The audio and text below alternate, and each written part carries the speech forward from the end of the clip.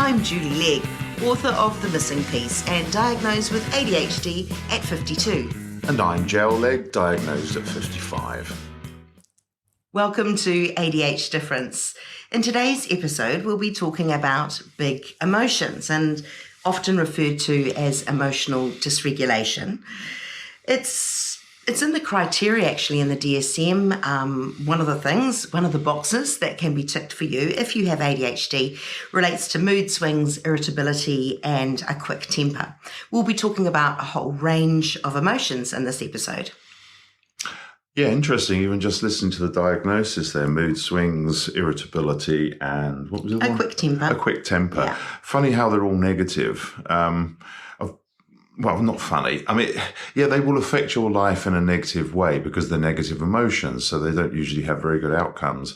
But we like to include all the other emotions, excitability. Come on, give us some more examples. There's enjoyment, yes. And there's a whole bunch of positive ones. Yeah, for sure. And they generally are regarded as good ones and will give you good outcomes in life, but it's possible if you use them at the wrong time, you can have bad outcomes too. So, and I think that fits in with the whole ADHD as a disorder as far as a diagnosis goes. Those, the quick temper, the irritability, and the mood swings, if they impair your life, just like other ADHD traits do, well, that's part of the assessment and the diagnosis.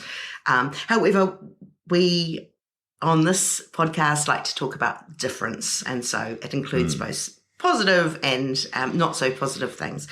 But everyone has big emotions. Neurotypicals can have big emotions. Those with ADHD, I think, are even bigger and more frequent. And some of the things too are the roller coaster of emotions that we can experience.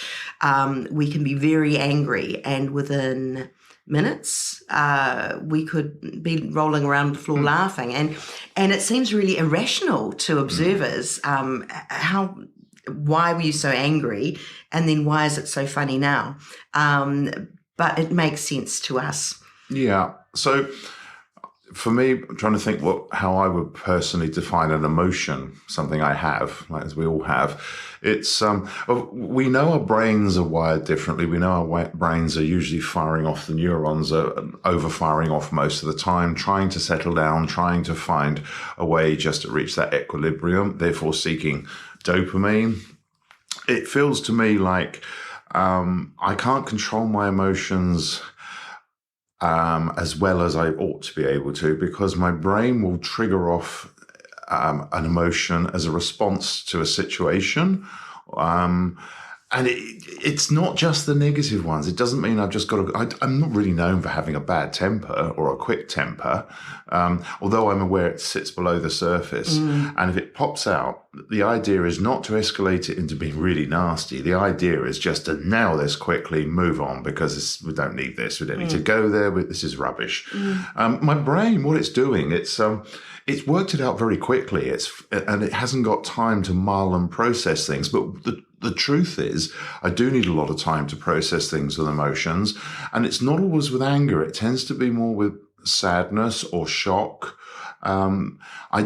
Over my life, I've definitely found myself not always reacting in a social group or with a bunch of people to a situation the same as them. And so I do mask or feign it. I do to fit in or have that empathy with them because that's the right thing to do. But inside I'm thinking, I'm not feeling this emotion that you guys seem to be expressing. Yes, and with that, I think it's really interesting because in the privacy of our own home, we can be really excited, overly excited. We can be deeply saddened. We can worry. All of these things in the privacy of our own room.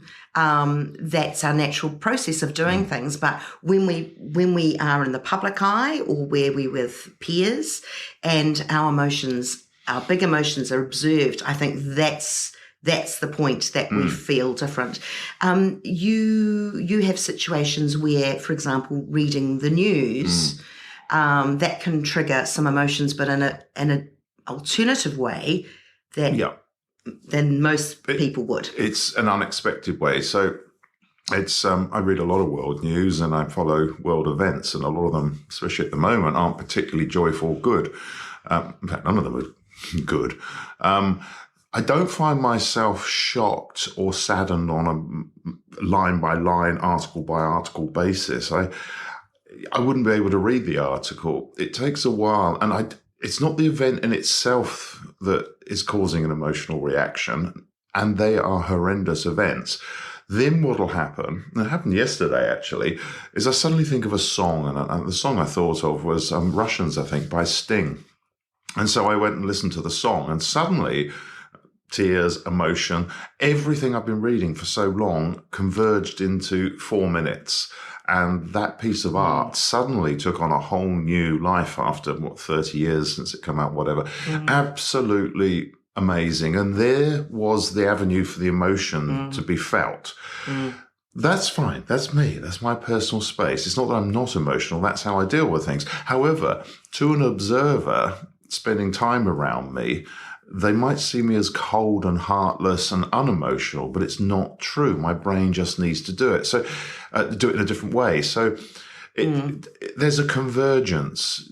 So multiple events reach a singularity, and in that singularity, they're all dealt with emotionally, often through a piece of art. And interesting, if we're talking about sadness at this point, and so I'll add my story to that too.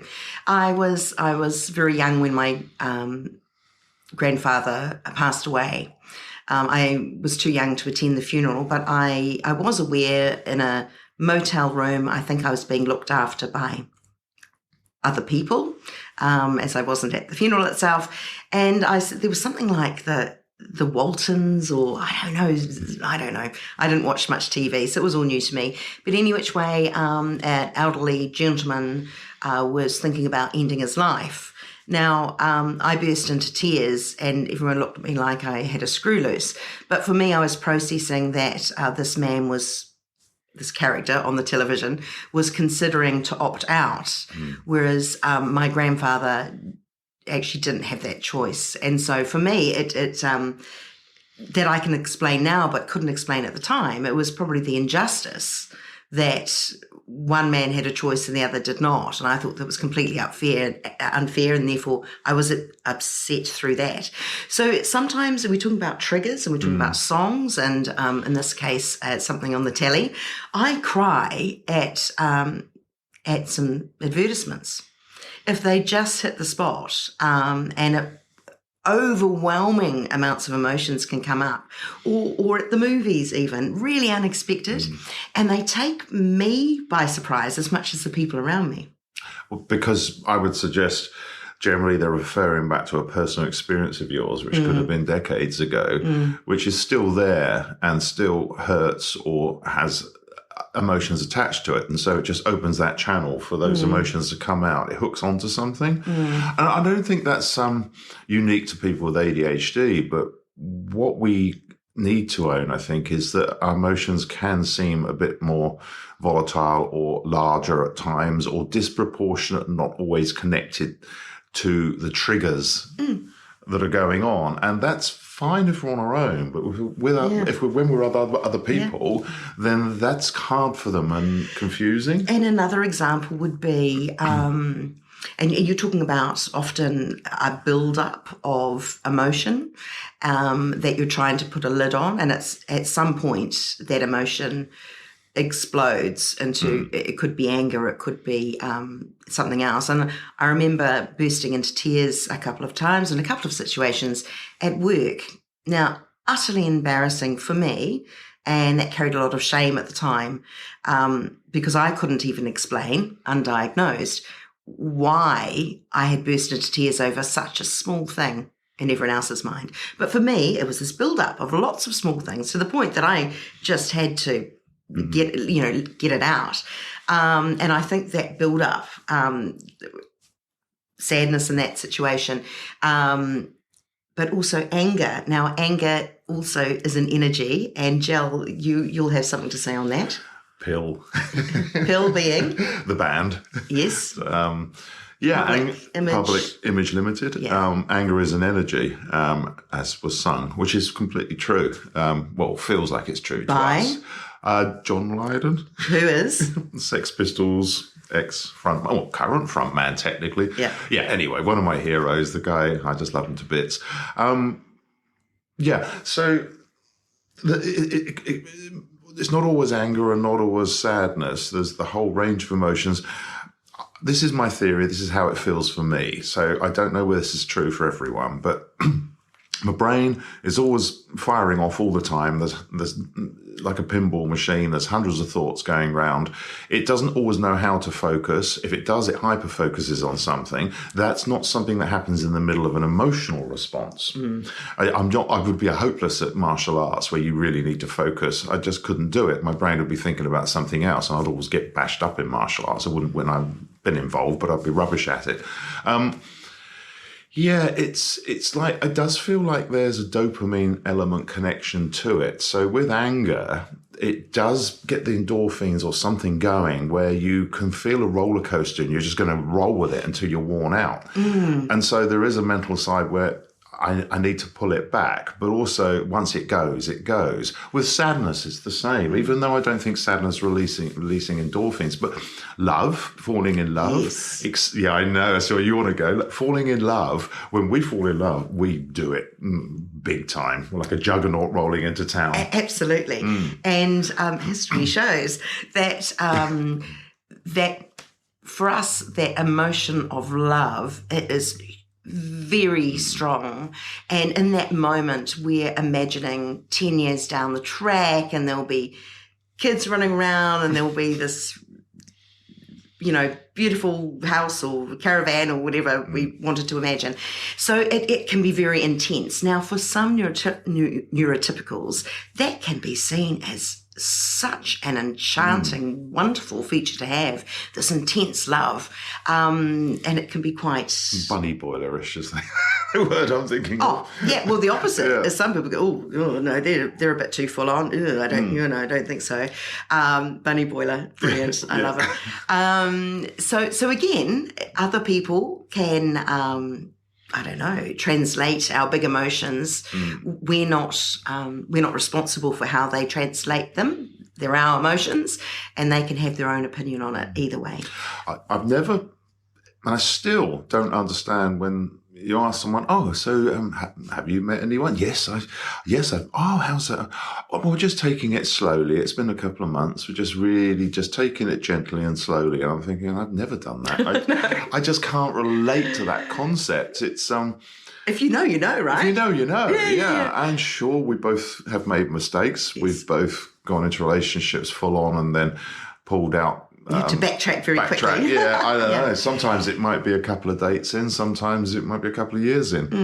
And with that too, the exit of a relationship sometimes can also emotionally not make sense to a lot of people. That we do have the ability, and it sounds really harsh, but we do have the ability to extract ourselves and move on quite quickly, which for others might seem cruel, that we're not attuned to our emotions, and why wouldn't perhaps we have more sadness around that, or you know what I mean? It doesn't seem right, but we are able to go in full on and also to retreat and move on quite quickly. Which shouldn't be a surprise for falling in love, because it's one of the strongest, most powerful emotional sets of emotions, really, releasing all those endorphins, feeding our brain, excitement, new things, all the things that our brain wants to experience. Yeah. So it is intoxicating. So emotions for ADHDers, majority of us, I think, would agree that our emotions are very close to the skin, ready to, expose itself at any time. And I've, over the years, I've been involved with film and acting. And for me, some of the characters had to... we're in a position where they were very upset and tears would be appropriate at this point in time. So for me, I didn't act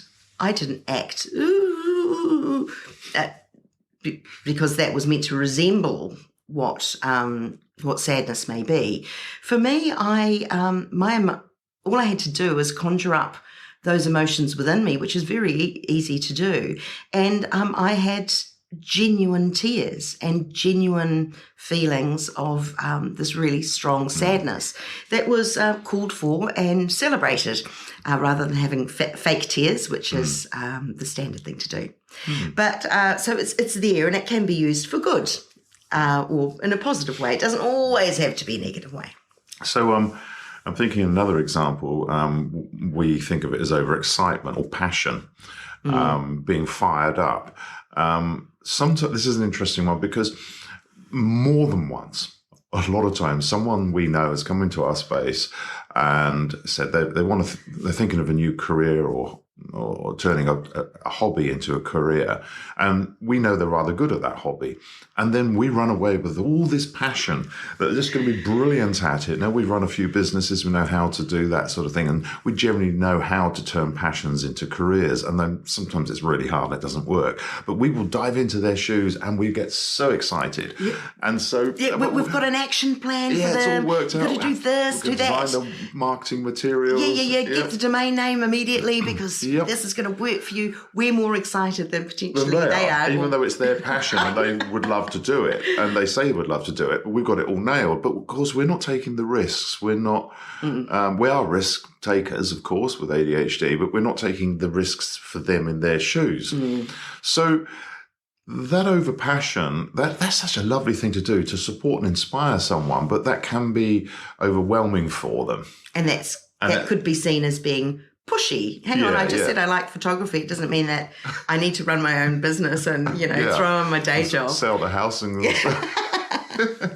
Absolutely. I was also going to mention how our emotions can be pushed to the side and in steps adrenaline and impulsivity in the likes of a crisis, of course, where there's not a lot of emotion involved. And in fact, our emotion is parted like like waves in a miracle situation. We just stop what we're doing and we just go straight into action, whereas other people may be quite emotional about a crisis. Let's say it's an accident. Example. No, thankfully we haven't been involved or witnessed or had, in anything major. But there was a situation where where there was a man who had fallen off his bike on the footpath, and there were a couple of people standing around, and they weren't actually doing anything. I thought, in a split second, I said, they're not being particularly helpful. So I pulled the car over. I locked the car. My children were in the car, and I said, don't you move. I pulled a blanket out of the boot, which is a brand new blanket, ripped off the plastic, and then went to this person, so I put them on their side, put a blanket over them, and put some support under their head. Now, no, I was not emotional about it. It's just that had to be done, and I did it.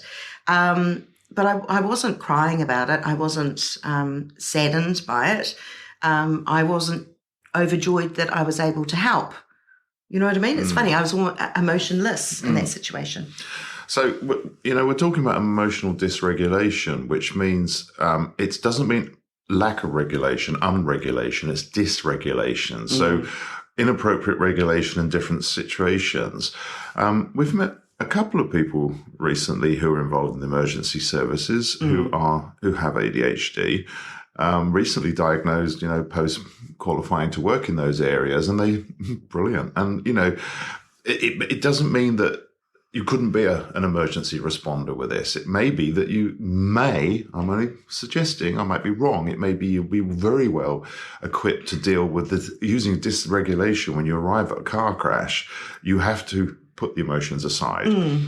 The typical normal person ought to have a response of horror and fear for the situation, and but someone who can put the emotions aside, that is a form of dysregulation, I think. Other emotions. So we're bouncing around. Just a reminder that these podcast episodes are not scripted. So with ADHD, typically we will overtalk. We're being actually quite good at the moment. But it's not necessarily in a linear fashion. So I thought we should also talk about fear as an emotion. Mm-hmm. And there was a situation yesterday. Yes, it involved a spider. Now, I don't like spiders. I'm the first one to anything bigger than I don't know, a 1 cent piece, which we don't have anymore, but if you can imagine something relatively small, anything bigger than that, I'm out of there. And so this one was a 20 cent piece. I call to Jal saying, please do something with the spider.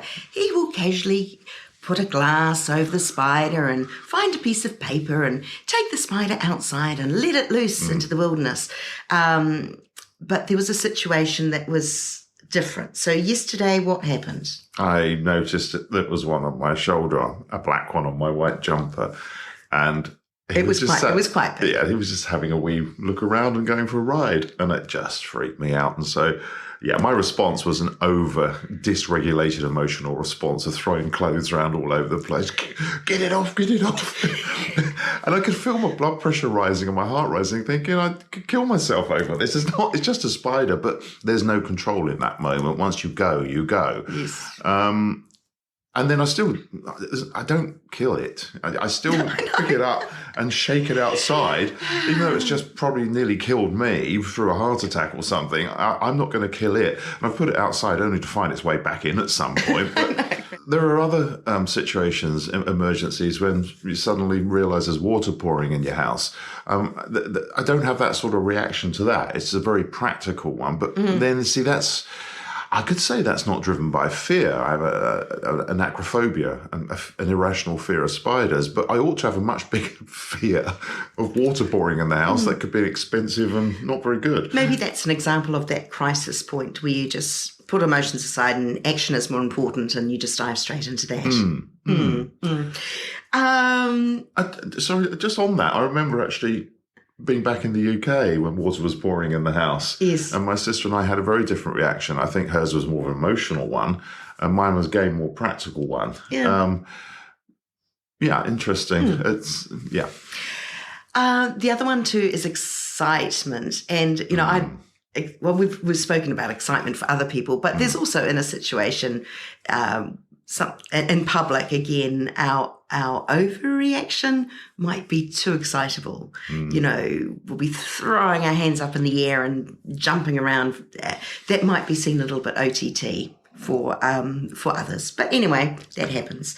Now, I just wanted to also say with emotions, ADHD is a difference, but within ADHD there's also a difference between ourselves. So not everyone has the same emotions.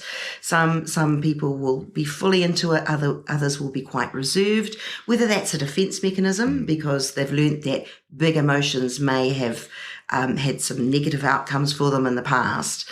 That could be potentially why. But I think a lot of the emotions that we have experienced undiagnosed, fast forward that to post-diagnosis, I think for me, because I understand my brain more, it gives me more of an insight. So in a situation where I naturally would have a big emotion, for a split second, I know it's going to happen and I can do something about it. It doesn't mean that I can completely control it, but it gives me a little bit of pre-warning. Yeah. Age, experience, and wisdom and so on. But we do have to acknowledge that if our brains, they're wired differently to neurotypicals. If they're firing off the neurons all the time, as I said earlier, I think the key is emotions come from those innate or sometimes cognitive processes that what comes as a result of what our brains are doing. We shouldn't be surprised if our emotions can be exaggerated, larger, more extreme, shift from one space to the next quite quickly. And add in other ADHD traits like overthinking. Don't be surprised if we ruminate over sadness and you know, and there are little tactics, and we spoke about that when we were talking about overthinking in a previous episode. This diversion therapy to get off that hamster wheel, that loop.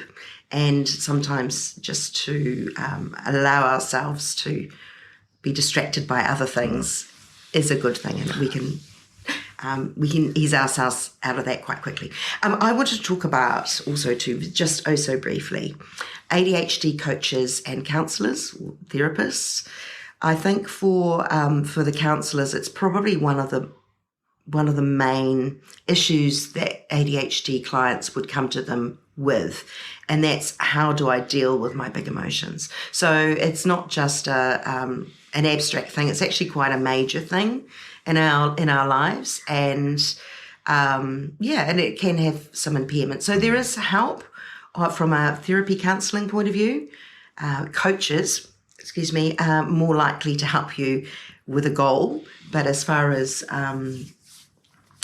dealing with emotions, it's best to deal with that first through, as I said, through a counsellor or therapist. Agreed. Which will be very interesting to spend some time with for us. Neither of us have we? Not an ADHD counsellor. No. Very interesting. Yeah. We've got this far, but if you again, I often say if you're 30 years younger than us watching this, then it can be tough. It will be tough at times, but don't try not to beat yourself up over it too much, because you can survive it, you can get through it, and it can be really overwhelming, though. I think when you don't understand.